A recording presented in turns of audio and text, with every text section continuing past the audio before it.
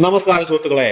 പോക്കിരി രാജ, മധുര രാജ എന്ന ചിത്രങ്ങൾക്ക് ശേഷം സംവിധായകൻ വൈശാഖും മമ്മൂട്ടിയും ഒന്നിച്ച് turbo world wide box office collection 50 കോടി ക്ലബിൽ ഇടം പിടിച്ചു.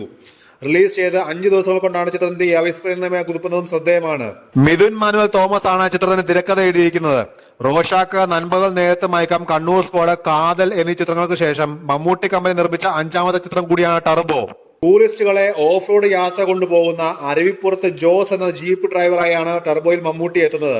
ആക്ഷൻ ത്രില്ലർ ജോണറിൽ പുറത്തിറങ്ങിയ ചിത്രത്തിന് ആദ്യ ദിനം മുതൽ മികച്ച പ്രേക്ഷക പ്രതികരണമാണ് ലഭിച്ചുകൊണ്ടിരിക്കുന്നത്.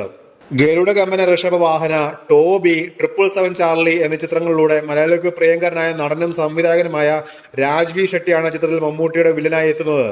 ദിലീഷ് പോത്തൻ, അഞ്ജന ജയപ്രകാശ്, സുനിൽ, ശബരീഷ് വർമ്മ, ബിന്ദു പണിക്കർ, ആമിന നിജം, നിരഞ്ജന അനൂപ് എന്നിവരാണ് ചിത്രത്തിലെ മറ്റ് പ്രധാന താരങ്ങൾ. ബ്രഹ്മയുഗത്തിന് ശേഷം ക്രിസ്റ്റോ സേവ്യർ സംഗീത സംവിധാനം നിർവഹിക്കുന്ന ചിത്രം കൂടിയാണ് ടർബോ.